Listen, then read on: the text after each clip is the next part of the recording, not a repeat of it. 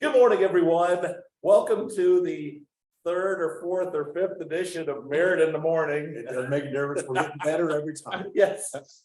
I'm Brad Kloppenstein. This is former State Senator Jim Merritt. And with us today is Ronald Morrell Jr, who's running for Mayor of Marion, Indiana. Let me go through our slides here. We're coming to you live. Well, live if you're watching on Facebook from Cafe Audrey today and beautiful Fort Harris. I'm having cherry cordial coffee today. Really? It's delicious. I think you have to drink that with your pinky out.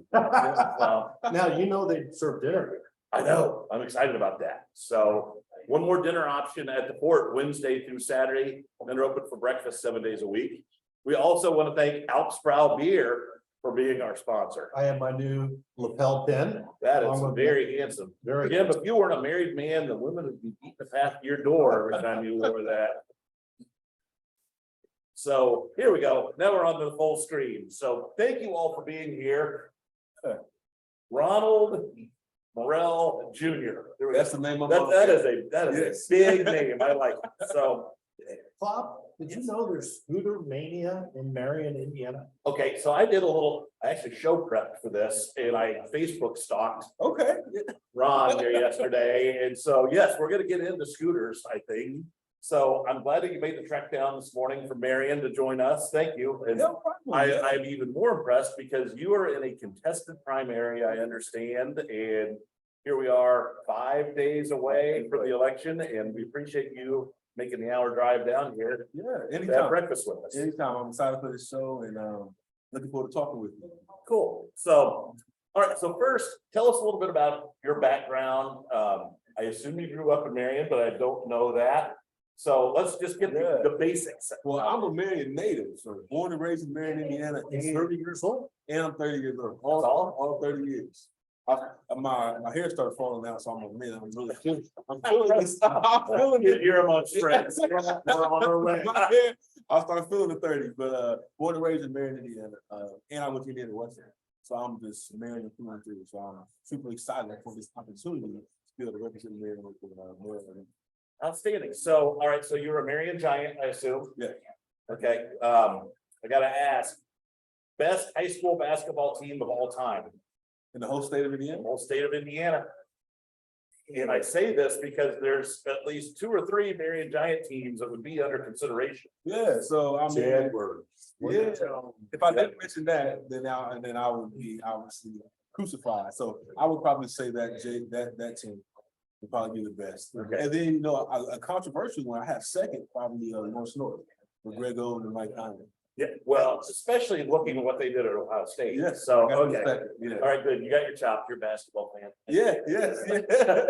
I mean, you have to be, especially being from Indiana, but specifically from Marion, you have to. Everybody plays basketball, whether you can play or not. Yep. And we are airing from Cafe Audrey in Lawrence, Indiana. So that you're covering all your bases. Yeah, there we go, Hey, you got to play to the home crowd. Yeah. So, all right. So you grew up in Marion, graduated from Marion, went to Indiana Wesleyan. Yeah. Then you went out and got into business. So what have you done with yourself since college? So I come from a family of entrepreneurs, and I always knew I was going to start some kind of business, but I wasn't sure what it was going to be. And my wife and I were in Nashville, Tennessee, and we were staying in the Vanderbilt area. If you're familiar with Nashville, Of course. yes, and Beautiful city. yeah, we wanted to get down to Broadway where all the action was. And this was mid-July, so if you've been to Tennessee, you know that heat is a different kind of experience during that time of the year. And we started walking, and I was soaking wet with sweat, probably 5 minutes into the walk. Looked up, I seen people riding around on these electric scooters. This would have been 2018. And I stopped somebody and said, "How are you doing this?" And they said, "Download the app, just took off." No explanation, no. Okay, so finally I stopped enough people. And I asked them, explain to me what you're doing. So they walk through the whole process. You download the app, put your information in, scan the QR code and walk. And long story short, my wife and I ended up in the studio all night and didn't do anything.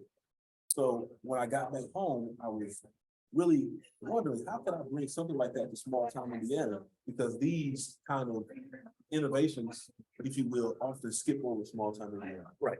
So I began to do some studying and came across the way where I could start my own scooter company. And now we started in Marion, Indiana.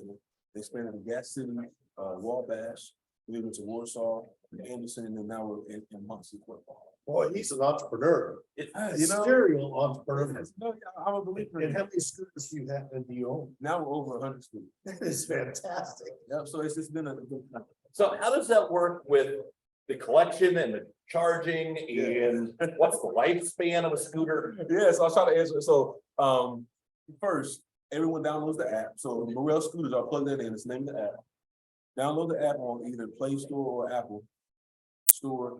Put your name in, create an account, put your credit card information or debit card information. When you scan the QR code, the scooter then begins to charge you per minute. Okay, And then that's how it's, and then every scooter has its own GPS and SIM card in it, and that's how it's able to keep track of where it is and how it's trying to use it. And how many times, well, let me ask you this, what is the strangest place that you found a discarded scooter? Meyer in the vegetable aisle. In the- Vegetable aisle. Oh, Yeah. I guess that's better than the canal in Yeah, Indianapolis. yeah. People try that too. You know, people try the we're gonna move the camera just a smidge, okay. just to make sure Jim's in the shot. Oh. Yeah. Gotta get the best looking guy in the Yeah, shot. Ron, What are you doing? Yeah. But yeah, I mean, people have, so we have Mississinawa River. I found one there. Was that's kind of typical. I was expecting people to do those kind of things, because unfortunately, people don't take care of things that aren't theirs that well. You know What? Yeah. I'm shocked by this revelation, Ronald. Yeah, so that's probably the most stressful part of the business, is making sure that you stay on top of the maintenance of the vehicles and, making sure that people don't destroy it. They have a great insurance carrier, right? All of that, yeah, it's a stressful business because, it operates 24/7. People do just quite frankly, do some stupid things. Yeah, Yeah. I'm starting to see some parallels between government handouts and the scooter industry. What can I say? So, all right, so eventually these things run out of energy, the battery. Yeah, run out of battery. So how does that work? How do you recharge these things? Yes, so I have employees that go around and we have swappable batteries. Okay, And batteries are charging in our warehouse, and once the scooter gets low, every employee gets an alert to their phone via email and text message. Once the scooter hits about 20%, then they go find that scooter and swap it back. Oh, this is a big business. Yeah. so you don't have to collect the scooter. No, you plug it in, just so swap you it just back. leave the scooter where it is. Yep. And Yeah, I know the Indianapolis competitor Lyft, yes. yeah, there used to be teams of people running around with trailers and Yes. picking things up, but then they'd have to take them home and plug them in. So Yeah. you don't have to do that. Yeah. You're just recharging the battery. Yeah, so the industry has evolved since those times, Okay. even with the major VC backed competitors, everybody has a swap with batteries now. But when the industry first started, people had to, as like you're saying, with trailers, put hundreds of scooters, they charge them in their home, Yeah. and put them back out. So thankfully the industry has changed since that. Now, have you gotten any pushback from the cities and towns? where you Yes, place so each municipality I went to, I actually had to write the ordinance myself. them? Because they were just so unfamiliar with this new of the industry. So what I did is I combined Indianapolis ordinance, which is pretty intense, with other cities, and to kind of really scale down to the local smaller municipality that I'm working with. So I usually try to focus on cities that are about 50,000. That's my niche one. That's your niche. Yeah, So what's the lifespan of a scooter? How many rentals? man, it really depends on how well you take care of it. So me being a smaller company, I really baby my equipment, right? So I want each one of my scooters to last at least 2.5 to 3 years. Okay, And if you don't stay on top of the maintenance, I mean, they'll go in. So they have names. Each scooter, Yeah. they're identified by their QR code. and so You got that? impersonal. This is Betty, this is. Yeah, right, yeah.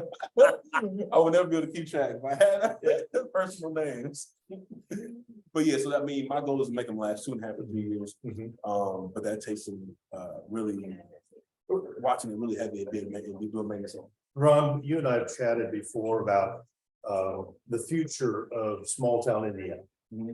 And you made a very big point to me, and it stuck with me that every year Marion is losing hundreds of citizens. And the lifeblood of Indiana is small town. John Cougar Mellencamp, it's small town Indiana. And kind of relate to us how you want to stem that off. how you want to make it Marion grow again. Yeah. So two things. One, small businesses are the backbone of small town Indiana. And until we make an initiative to invest in small businesses from a government level and also from our citizens buying into small businesses, whether it's initiatives, whether it's policies, whatever it is, we have to make small businesses a focus. And then second, I talked to many different potential citizens and businesses that want to come into Marion, and their number one concern, surprisingly, everyone's number one concern was the school system.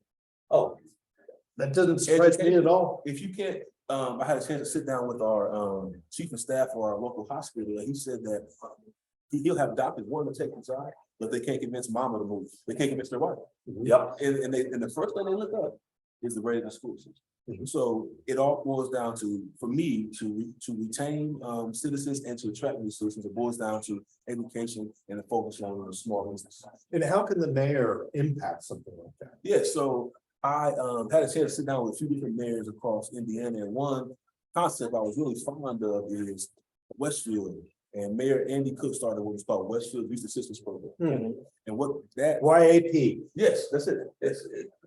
Westfield has very few, if any, juveniles in juvenile detention because of YAP. And I'm so Because glad. they're affluent and. Well, You have to get arrested too. they do. Yeah. But so the mayor's role in this education has to be essential. So whether it's a something like that YAP starting that, or it's actually at one point in time, a previous administration focused on the truancies. So no lie, the mayor would go and knock on the door of the kids who were true. And then at that time, Marion was getting ready to be taken over by the state for the schools, and they were able to turn it around. So we haven't had a focus on education in our city, and that's been harming us now for the last 2 years. Let me reset here. You are watching Merritt in the Morning, brought to you by Alpha Beer. Here's our slide. Our guest today is Ronald Morrell Jr. He's running for Mayor of Marion on the Republican ticket in a contested primary coming up this next Tuesday. And our own Jim Merritt is going to be on WIBC Tuesday night.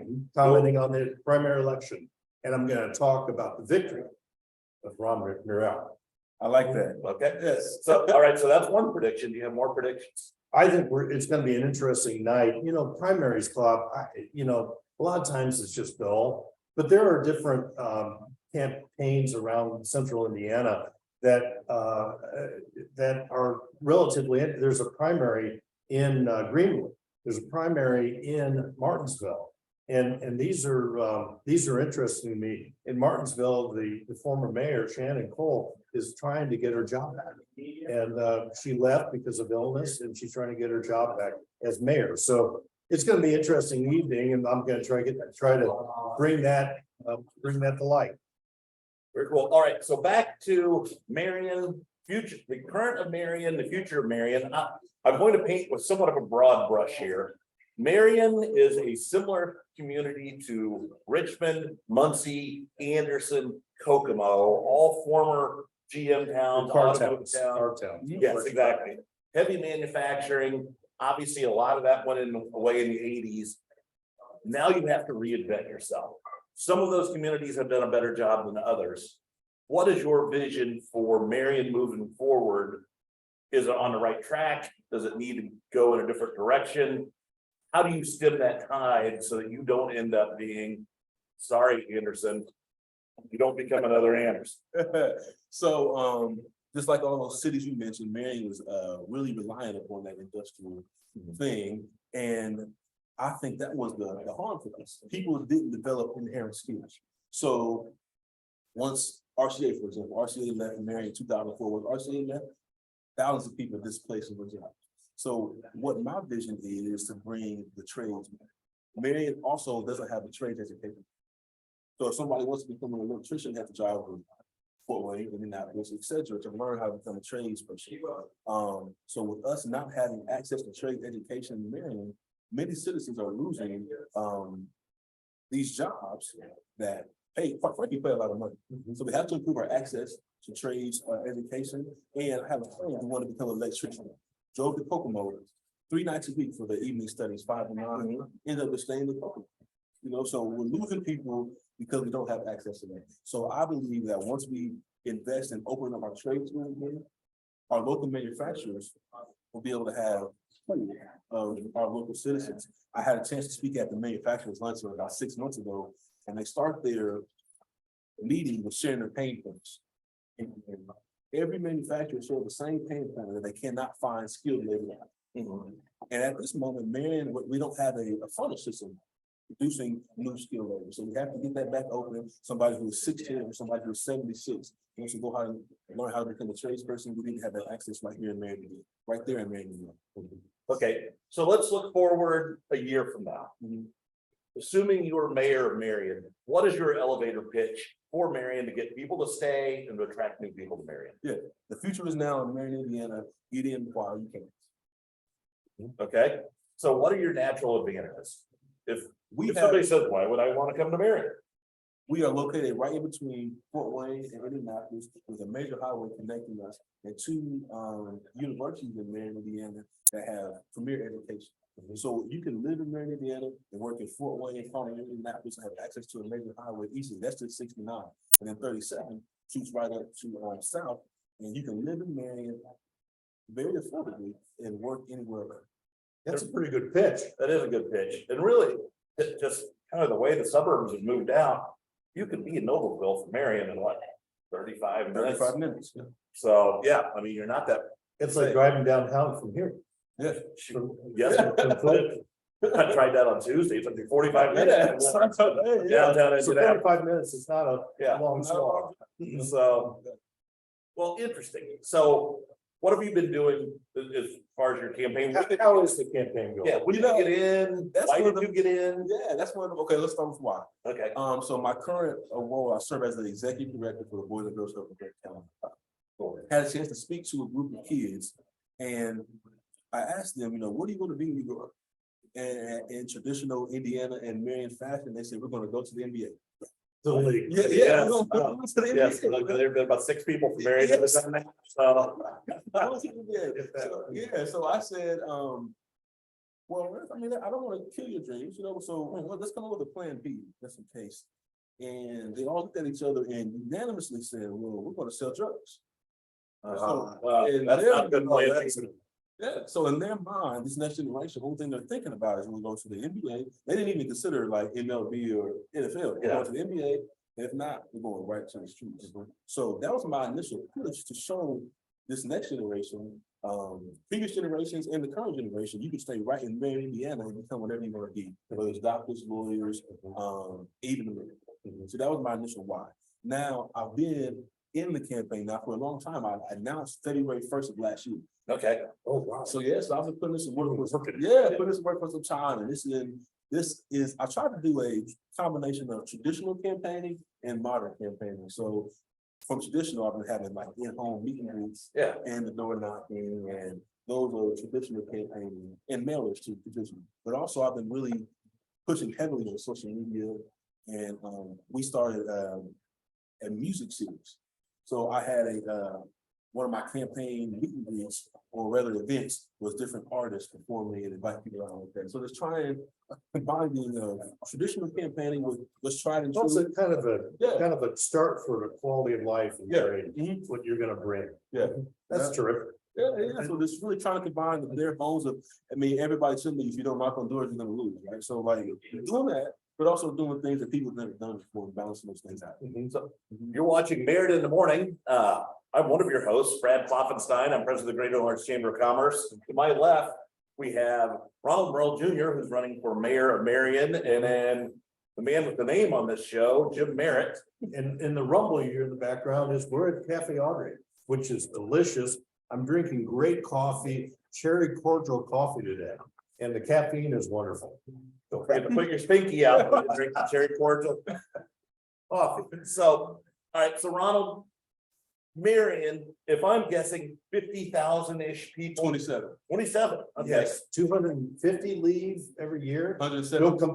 Don't come back. When they go away to college and they're not coming back. So when you're mayor, that is the biggest Yeah. I am telling you, the biggest issue is making people want to come back and stay in Marion. I oftentimes how people think of population growth, they think of how do we attract new people. And then what I'm focused on in Marion is how do we retain it? Right. We're bleeding way faster than what we can ever attract, right? So like, again, with my current capacity, you talk to the kids, the first thing they're saying is, we can't wait to get out of the I mean, we're doing from 6 to 18-year-olds, we can't wait to leave. We have to focus on how do we keep the talent that we already have in Marion, as opposed to focusing on how do we get new people to move. If we could just cut our bleed in half, Marion will take off. So you have some amenities in Marion. So you've got the Cardinal Greenway that runs through, and that runs all the way from Richmond to beyond Marion. That's a long way. I don't know the whole. Someday we'll go out. Yeah. Is that a railroad bed or? Yeah, it's a rail trail. Yeah. So that's neat. Obviously, everything I've learned and, working here in Lawrence, amenities seem to be the thing that people are looking for. And the ones I've seen in smaller communities, everybody needs some sort of an outdoor amphitheater. And like I say, live music and entertainment, some sort of arts component, which fortunately you have, as you mentioned, a couple of universities, and they seem to lend themselves towards that. And the Indiana Wesleyan campus is beautiful. Not only that, people want to feel safe. Yes. Yes. Yeah, and that it has to be a part of your campaign. Yes, definitely. So when I'm thinking of this local government, I'm thinking of infrastructure, public safety, education, and economic development. Those are my 4 buckets, if you will, of local government. And quite frankly, I think that going back to something I said earlier, education can answer a lot of those things. Yes. Educate society and save society. Yes. So like I learned recently that private prison industries base their new locations off of 3rd grade reading level of school areas. So Doesn't surprise me. right now, Marion kindergarten through 8th grade, 52% of our kids cannot read or are 3 grade levels behind. Now it gets even worse. So African American kids, they graph off separate, and it's 82% can't read or 3 grade levels behind. So as we lift our education now, our public safety gets better. As we lift our education now, we'll be able to attract more people to move in and have a larger tax base. And now we have more money to invest in infrastructure. And our education gets better. Businesses will want to move to Marion, so now our economic development is improved.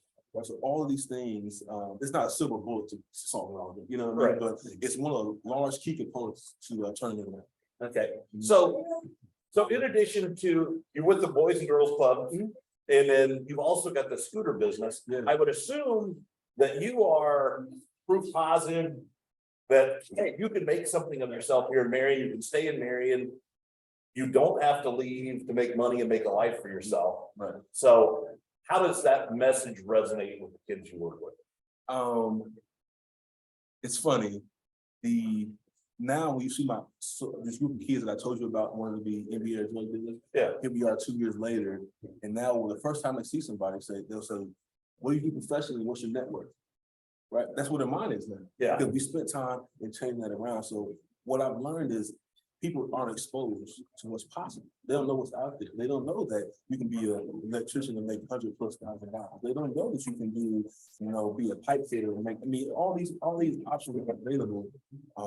Marion hasn't had a trade education for 20 years, so that's a lot. That's a can-do spirit. Coach Tony Dungy wrote a book called "You Can Do It." Yes, and his brother Lyndon really didn't know what he wanted to be when he grew up, and he went to the dentist one day and really enjoyed what Dr. Clark was doing, ends up being a dentist. Yeah. And he's not an athlete, he's not a surgeon like his sister. Yeah. And the idea, the can-do spirit in small town or big city has to be there. It sounds like you have a very good opportunity to instill that into the kids. And it's about exposure. I mean, even when I work with Indiana Wesleyan, I tell the presidents and the vice presidents, let my kids come and sit in your boardroom chair. They have the chairs in the boardroom where the cushions are like this, And so kids, they've never experienced that before. Some of the kids' beds aren't even like big. So just go in there and sit in the boss's chair for once. See what that feels like. That can translate into shifting the whole kid's mindset to see what's possible. All right, I want you to give me a call the first time some kid comes to you and says, "Mr. Morrell, you've really inspired me." Mayor Morrell, you've inspired me. You've shown me what's possible. I'm getting into the scooter business. Hey, I would say, no, that's Not Marion. you know, but no, I mean, that is, just the whole electric, different modes of transportation is an evolving industry. Indiana was one of the last to adopt it, you know, but, if you just think about it, most of the time people travel, the limits like under 2 miles. You can easily do that on bikes, scooters, etc. Obviously, Indiana has a weather barrier for about 5 or 6 of those months, but there's different options that we can do to be able to get around. So in Indianapolis, that's come up as the last mile solution to public transportation. That, it doesn't necessarily have to be an Uber, and you don't necessarily have to walk. Right. But yeah, those scooters can get you that last mile when. However, you hit a crack or a pothole. You're gonna go Which is likely a whole other issue. Public safety. Right. Primary, I'm sure that we will be reaching out to the candidates for mayors of all the municipalities out here. To be bringing them in, but yeah, you do have a last mile solution.